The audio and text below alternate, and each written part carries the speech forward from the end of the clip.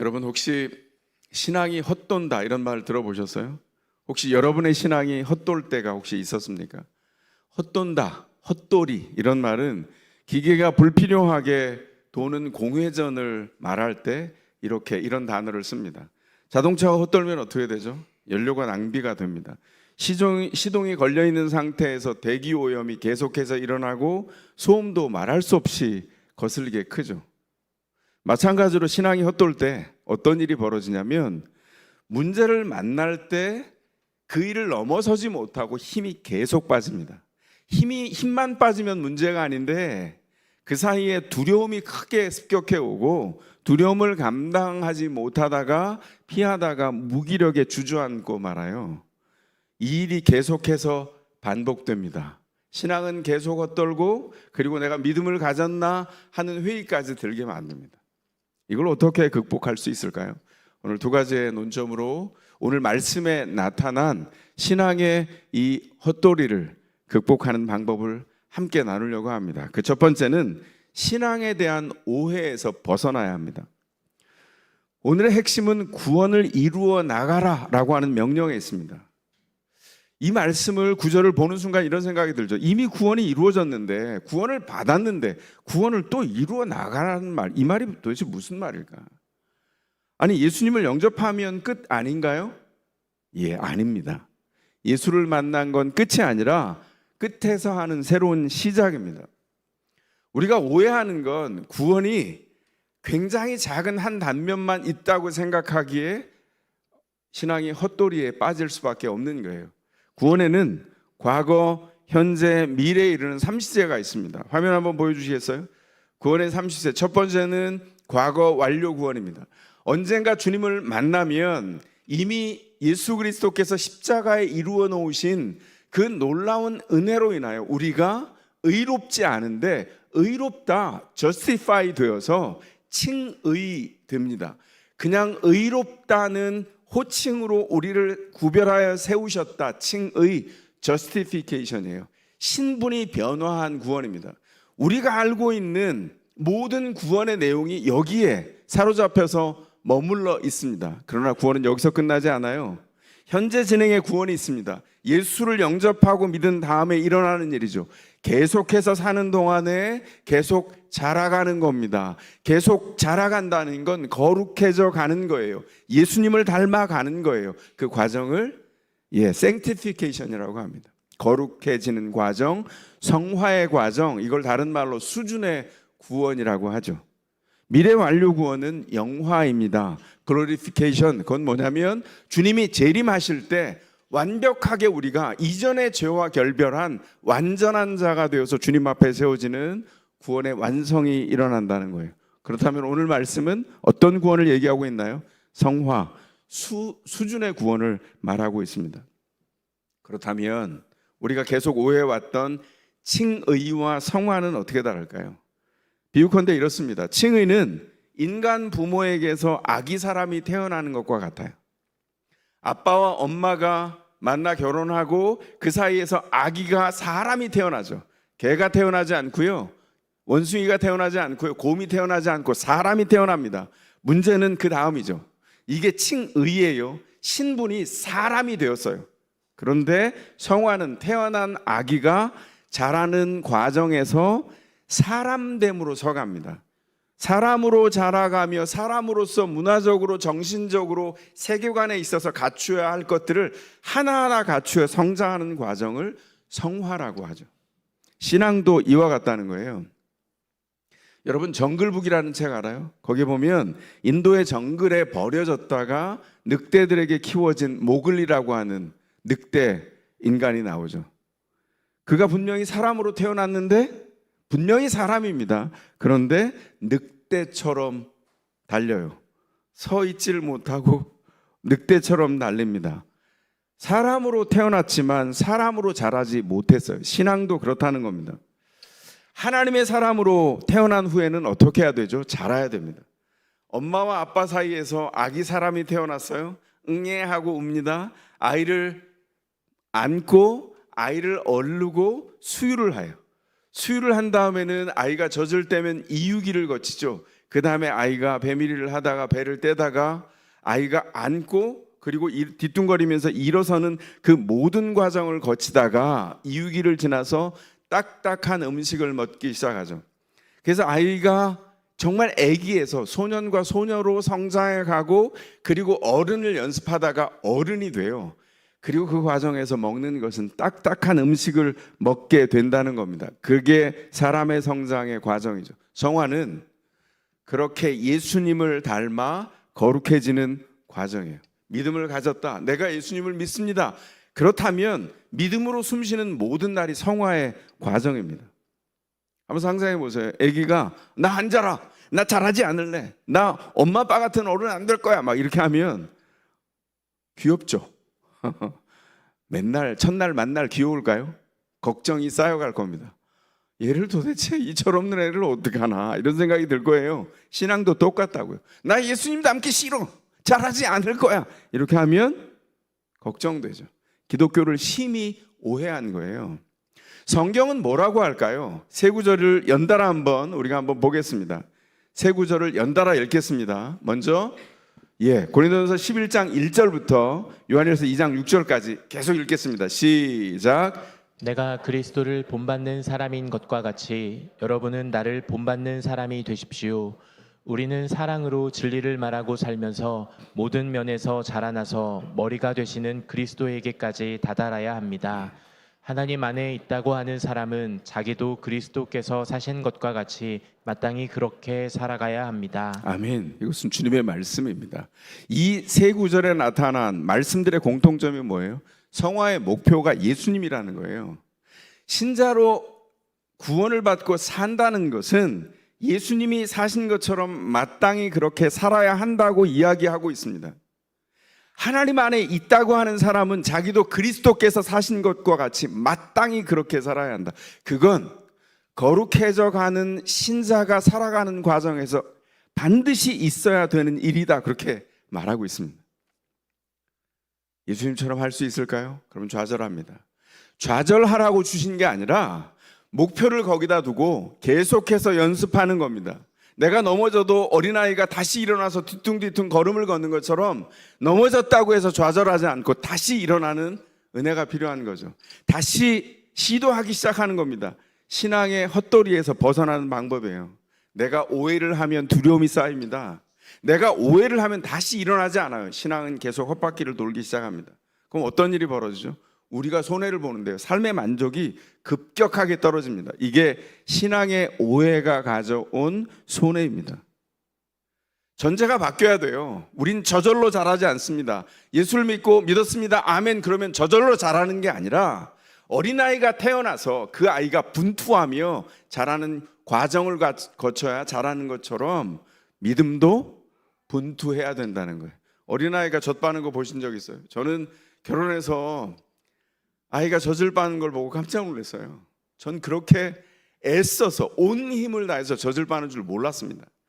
젖을 빨고 제가 물려받아서 아이를 안았는데 코에 땀이 송글송글 맺혔어요. 전력을 다해서 잘하고 있는 거예요. 감동이었습니다. 주님이 우리가 분투하는 모든 현장에 함께 하세요. 우리가 할 일은 뭐냐면 저절로 잘하지 않기 때문에 포기하지 않고 그 일을 마주서서 계속해서 주님의 은혜를 구하고 은혜 안에서 일어서기를 사모하고 그리고 주님 안에서 잘하는 거예요. 근데 기가 막힌 건요, 그 안에 주님께서 그 마음을 부어주세요. 이전에 내가 못했는데 잘았네. 내가 분투할 줄을 아네. 이런 사람이 되어 간다는 겁니다. 신앙의 오해를 벗었다면 두 번째가 필요합니다. 신앙의 헛도리를 이기려면 두 번째로 변화시키시는 하나님을 따라서 자라가야 합니다.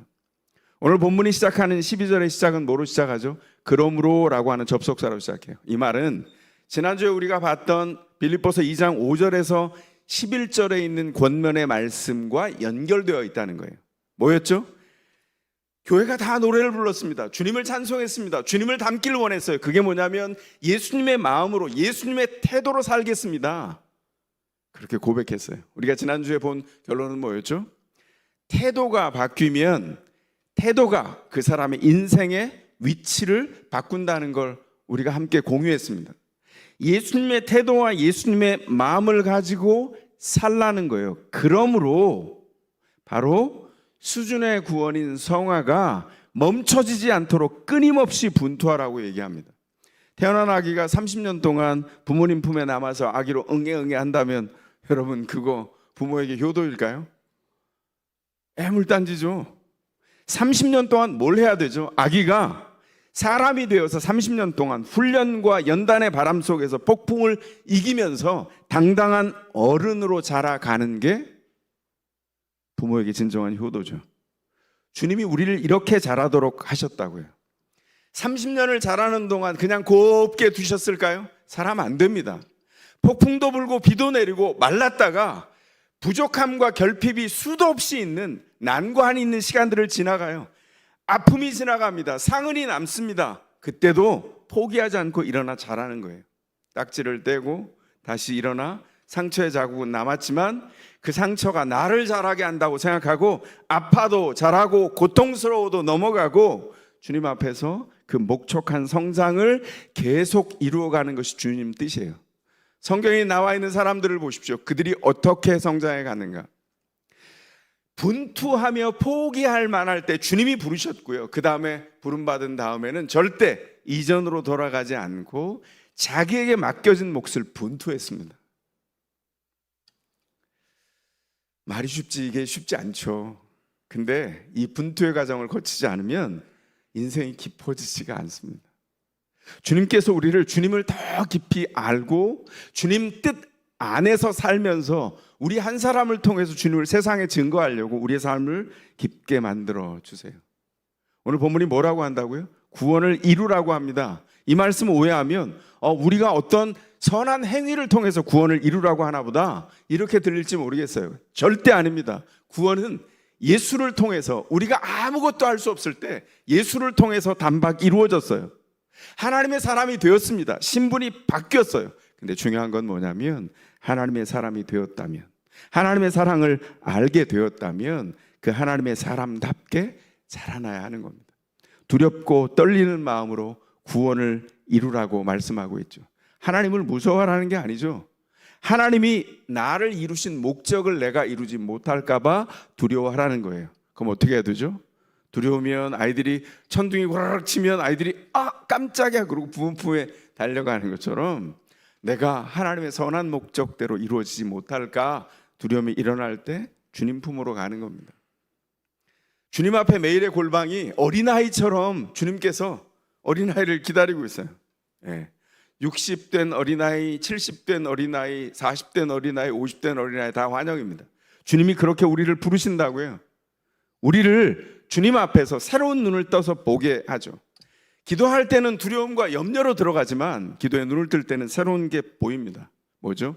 하나님이 함께 하시는구나. 평안이 우리의 마음을 두르고 일어날 때 새로운 시야로 보게 되죠.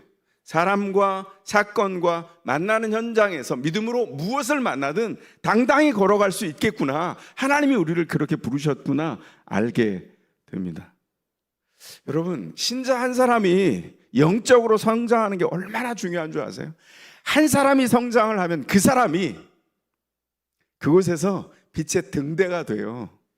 주변의 모든 사람이 희망이 무엇인지, 사는 일의 소망이 무엇인지를 깨닫고 생명이 어디 있는지를 그 사람을 보고 헤아립니다. 와, 저렇게 살 수 있구나. 한 사람이 영적으로 성장하는 분투 안에서 얻어지는 일이에요. 주님이 그 한 사람을 통해서 어두운 세상에 생명의 빛을 비추어 가십니다. 자라가는 신자 누구일까요? 예수님의 뜻을 따라서 그 뜻의 방향을 두고서 포기하지 않고 긴 시간 평생을 통해 순종하는 사람이에요. 성경에 뭐라고 합니까? 이 시대를 1세기나 지금이나 변함없이 이 시대는 똑같습니다. 뭡니까? 구부러지고 뒤틀린 세대. 구부러지고 뒤틀린 세대 한가운데서 우리가 삽니다. 여기서 믿음으로 사는 게 쉬울까요? 아니요. 너무 어렵습니다. 그런데 희소식이 있어요. 13절에 뭐라고 합니까? 하나님이 우리 안에서 활동하신대요. 하나님이 우리 안에서 활동한다라고 하는 이 동사 헬라어 단어가 에네르기오입니다. 옛날에 일본말로 에너지 할 때 에네르기 이렇게 얘기했었죠. 그 에네르기오에서 영어 에너지가 왔어요. 에너지의 어원입니다. 하나님의 전능하심이 우리 안에서 선한 목적을 통하여 우리 안에 꿈틀대며 우리를 이끄시고 움직여 가시고 선한 목적을 성취하신다는 거예요. 이거 위로 아닙니까? 만약에 우리가 하나님의 뜻을 분명히 주목하고 기도하고 그 뜻을 향해서 분투하는 걸 포기하지 않는다면 하나님의 활동은 멈추지 않습니다. 우리를 통하여 그 활동을 이루어 가실 거예요. 우린 혼자가 결코 아니라는 거죠. 가다가 넘어집니다. 좀 넘어지면 어떻습니까? 다시 일어나면 되죠. 넘어졌다. 어떤 시간이죠? 일어날 기회가 왔구나. 인생을 배울 기회가 왔구나. 그리고 일어나면 돼요. 남들 시선 생각하지 않고 주님 앞에서 넘어졌습니다. 도와주세요. 일어나. 너 충분히 일어날 수 있어. 선한 부모가 하는 것보다 더 깊게, 더 분명하게, 더 부드럽게 격려하시면서 말씀하시죠. 툭툭 털고 일어나면 돼요. 주님이 힘을 공급하십니다. 하나님의 뜻에 소원을 두고 우리를 자라가게 하세요. 근데 기가 막힌 건 그 다음입니다. 우리가 이렇게 분투하며 포기하지 않고 자라가는 성화의 증거가 어디에 나타난다고요? 무슨 일이든지 불평과 시비를 하지 않는 것에서 나타난대요. 와, 우리 주님 우리 수준을 뭘로 보고 우리가 늘 불평과 시비를 합니까? 네? 돌아볼까요? 사는 동안 얼마나 불평거리와 시비거리가 많습니까? 그냥 걸려서 넘어지는 게 불평거리고요. 가다가 공기처럼 숨쉬는 게 시비거리 아니에요? 사는 동안 계속 만나요. 예수를 만나서 성장하기 위해서 거룩함을 추구하고 관대함을 마음에 갖추기를 원하고 환대하고 배우자와 자녀와 믿음의 식구들 적절히 사랑하고 파송된 곳에서 신자의 모범을 보이려고 사는 동안에 난관을 만나죠. 뭐죠?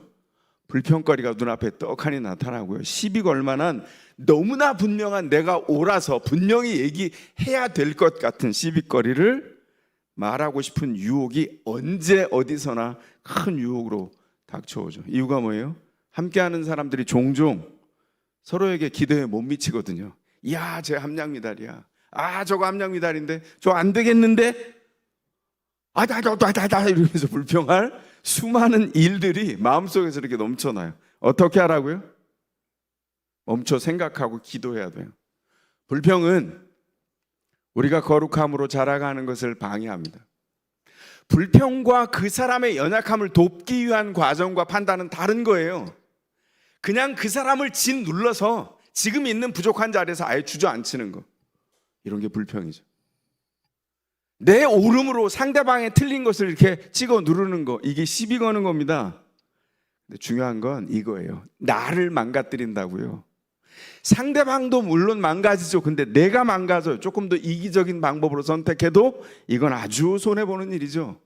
왜 그렇습니까? 이게 바로 구부러지고 뒤틀어진 세대의 모습이기 때문에 그렇습니다. 성경은 뭐라고 하죠? 주님의 기준으로 다시 보라고 얘기합니다. 제가 내일 모레 할 책, 제가 2019년에 읽었던 책인데요. 세상에 북클럽을 하려고 아주 그냥 꼼꼼하게 정독을 했습니다. 저희 삼독제를 했는데 그때 제가 너무 좋아서 2번 읽었거든요. 삼독제를 하면서 조금 더 자세히 보고 영어로 쓰여진 원문도 대조해 가면서 봤습니다. 근데 굉장히 유익한 책이에요. 생각이 바뀌는 순간, 이 책의 저자가 그 유수의 미국의 대학인 스탠퍼드를 나오고 프린스턴에서 공부한 심리학자예요. 미국에서 유명한 심리학자입니다. 전문 지식이 듬뿍듬뿍 담겨 있어요. 고정된 생각이 바뀔 때 긍정적인 변화가 일어난다. 이 책의 핵심입니다. 근데 이 책의 결론부에 어떤 얘기를 써놨는지 아세요? 이 책의 결론부에 제가 이렇게 지시까지 해놨습니다. 저 포스트잇 잘 쓰죠? 예, 여기 이런 글이 들어있습니다. 제가 읽겠습니다. 좋은 관계가 마법처럼 저절로 생기는 것은 아니다. 그런 관계를 얻고 유지하기 위해서는 부딪히고 싸우고 타협해야 한다. 기가 막힌 말입니다.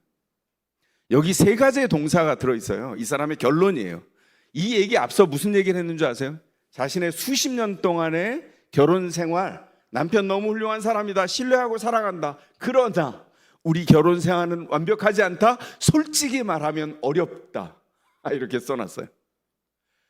계속해서 함께 만나는 사랑하는 사람을 함께 만나서 있는 동안 어떤 일이 벌어지고 있는 거죠? 계속 부딪히고 싸우고 타협해야 된다는 거예요. 여기 전제가 있는 것 기억하시죠?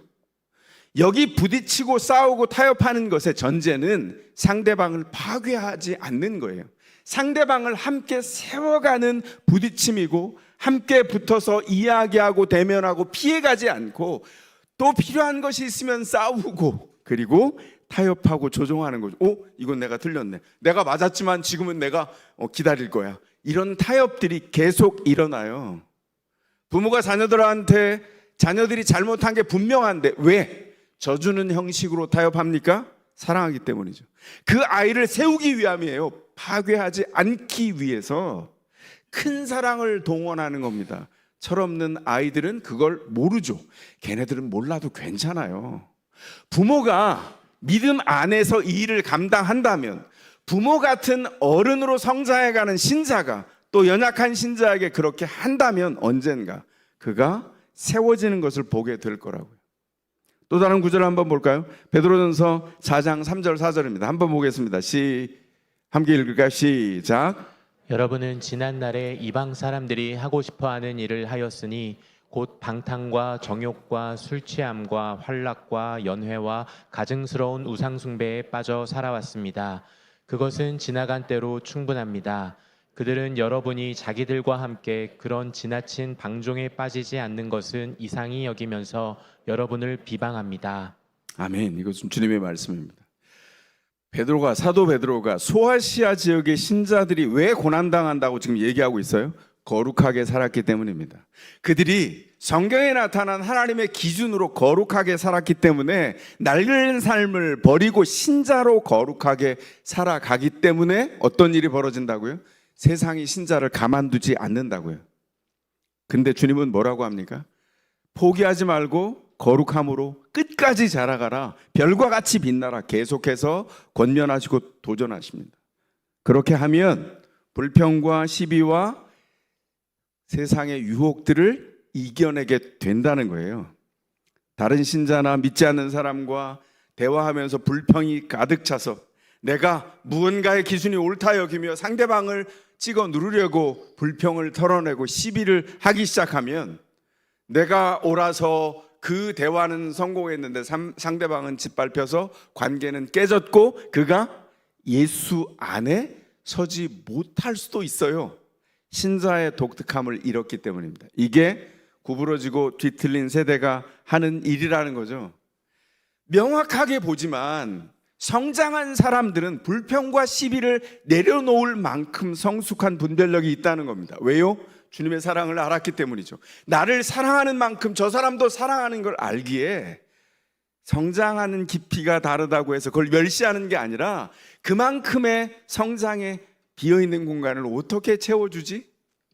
어떻게 이끌지? 내가 못하지? 기도하며 마음의 자세를 고치며 같이 하는 거예요. 여러분 그거 기가 막힌 거 아세요? 제가 계속 말씀드리죠. 애들 영접할 때 애들이 와 제가 말하는 걸 가지고 교감할 것 같으세요? 애들을 뭘 보는 줄 아세요? 희한한 게 있어요. 눈을 봅니다. 그리고 눈은요 거짓말을 못해요. 이 어른이 나를 환영하는구나. 미리 준비해야 돼요. 제가 토요일마다 기도합니다. 목장들 주일학교 다 기도하다가 맨 마지막에 애들 놓고 기도해요. 하나님 내일 아이들을 만날 텐데 제가 하나님이 정원에 심어놓으신 꽃처럼 아이들을 환영하게 해주세요. 이렇게 기도해요.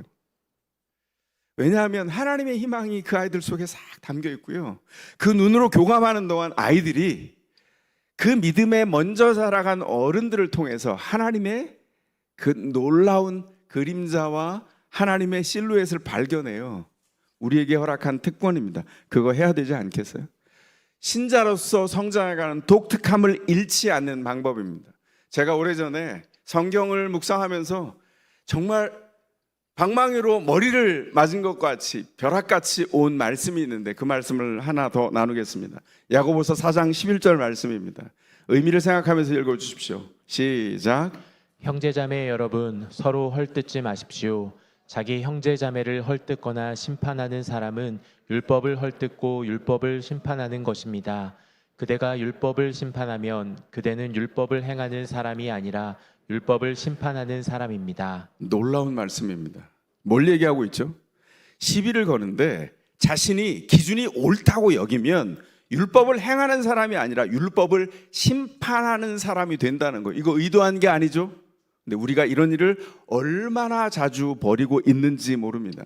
우리 안에서 선한 일을 계속 행하시는 하나님의 능력을 따라 살게 초청하셨어요. 그런데 하나님의 능력을 따라 선한 목적을 따라가지 아니하고 그걸 거부하고 메마르게 사는 사람들의 삶의 특징이 있어요. 그게 뭐냐면 자기가 하나님의 말씀보다 위에 있는 것처럼 판단하는 겁니다. 그 판단을 아주 독한 말로 쏟아내는 거예요. 이건 이게 맞아. 너는 틀렸어. 내가 맞지. 이렇게 말해요. 법을 잘 살펴보시기 바랍니다. 내가 주님 앞에 행하는 것, 그것이 대화 안에서도 증거로 나타나야 돼요. 말씀을 많이 알아서 이 말씀이 이렇게 말하지 이런 걸 얘기하라는 게 아닙니다. 개인적으로 저랑 대화한 분들은 아실 거예요. 제가 이 말씀을 들먹거리면서 이야기하는 거 보신 적 있으세요? 제가 말씀을 모를까요? 왜 그렇게 안 할까요? 말씀을 들먹거리는 순간 마치 제가 말씀을 내세운 것 같지만 말씀을 의지해서 내가 굉장한 권위를 가진 것처럼 하나님이 주지 않은 권위로 앞서갈 수 있기에 그 위험을 제거하는 겁니다. 같은 눈높이에서 대화하고 어떤 애환이 있는지를 볼 때는 하나님의 말씀의 기준 아래에서 동등하게 보는 거예요. 그리고 그 대화가 진행되다가 그 의미 안에서 하나님의 뜻이 맞고 틀린 건 성령께서 그 대화를 인도해 가시겠죠. 그게 아니라 내가 그 뜻을 따라 살지 않고 메마르면 내가 옳아. 그리고 하나님의 말씀보다 높이 있고요. 그런 사람의 말씀을 그런 방식으로 인용합니다. 수도 없이 봤어요. 목회자들이 흔히 하는 실수 중에 하나이기도 합니다. 이렇게 판단하는 증거가 뭐냐면 불평과 시비와 비방을 계속해 가는 거예요. 공적인 장소에서, 개인적인 자리에서, 아니면 뒤에서 뒷담화를 하면서 이런 일이 벌어지죠. 그러면 행복할까요? 결코 아니죠. 변화가 필요합니다. 자라가야 돼요. 기도해야 됩니다. 그리스도의 말씀이 우리 마음에 스며들어서 우리의 마음을 움직이고 더러움을 씻어내고 분별이 생겨서 말할 수 있는 것과 관계 안에서 내려놔야 될 것을 분별하여서 그것을 걸러내서 그 마음이 완성되고 자라갈 수 있도록 주님 앞에 서가야 할 겁니다. 끊임없이 배우지 않으면 계속해서 가르칠 수 없다. 제가 가진 좌우명입니다. 명언 같죠? 저를 재우치기 위해서 오래전에 제가 저에게 둔 제 좌우명이에요. 끊임없이 배우지 않으면 계속해서 가르칠 수 없습니다. 제가 늘 학습자가 되기를 원해요. 자녀에게도 어린아이에게도 계속 배우기를 원합니다. 왜냐하면 늘 배워야 성장해야 하나님의 은혜를 누릴 수 있기 때문이죠. 그런데 늘 성장할 수 있을까요? 그렇지 못하니 주님의 은혜를 구하고 결핍을 주님 앞에 기도하며 주님 계속 잘하기를 원합니다. 그렇게 저 자신을 주님 앞에 그렇게 드리죠. 여러분은 어떻습니까? 바울이 오늘 본문에서 교회에 소원한 게 있어요. 그게 뭐냐면 불평하는 교회가 아니라 선포하는 교회가 되는 겁니다. 성도들의 삶이 자라고 성화되어 감으로 수준이 변화되어 감으로 그 삶 자체가 선포가 되기까지 교회가 수준이 달라지는 것, 참 교회의 사명을 감당하기를 원하시는 거죠. 이거 우리 교회가 소원할 일이죠. 결론입니다. 신앙의 헛도리에서 탈피합시다. 탈출해 냅시다. 복되기를 원하십니까? 자라가는 소원을 두고 분투하셔야 됩니다. 부딪히고 싸우고 타협하십시오. 타협이 나쁜 거라고 우리 문화가 가르쳐 왔어요. 아니요, 그렇지 않습니다. 사랑하는 사람은 다 타협해요. 자녀 키울 때 보세요. 타협하죠. 타협할 수밖에 없어요. 그리고 부부가 타협하죠. 타협할 수밖에 없습니다. 그건 치사하고 비굴한 것이 아니라 사랑하기에 서로 연결하고 조율되는 과정이에요. 부딪혀야 합니다. 피해가지 마시고 도망가지 마세요. 그게 비굴한 거예요.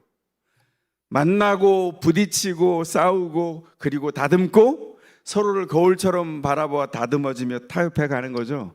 함께 세워져 가는 선한 목적을 향해서 자라가야 합니다. 여러분, 한 사람이 자라면 여러분은 세상에 놓여진 하나님의 빛의 등대입니다. 예수님을 전하는 이 빛된 사명, 그 사명으로 함께 지어져 가는 이 별과 같이 빛나는 일을 함께 하십시다. 함께 기도하겠습니다. 이 시간 기도할 때 하나님, 신앙의 헛도리에서 벗어나게 하소서, 오해를 던져버리게 하소서. 예수를 믿으면 끝이 아니라 그때부터 성숙한 거룩을 열망하게 하시고 자라가게 해주십시오. 제가 그렇게 자라는 과정을 통해서 믿음으로 뒤따라오는 모든 사람들, 배우자, 자녀, 믿음의 식구들, 세상에 파송된 곳에서 나를 보는 사람들이 하나님을 만나게 하소서, 위로를 얻게 하소서, 제가 먼저 자라면서 위로를 누리게 하소서, 위로 안에서 주님 앞에 성장하게 하소서. 여러분 자신을 놓고, 그리고 여러분이 마음의 곁에 한 자리를 품고 기도하는 새 식구를 위해서도 함께 기도하며 나아갑니다. 기도하시겠습니다. 사랑하는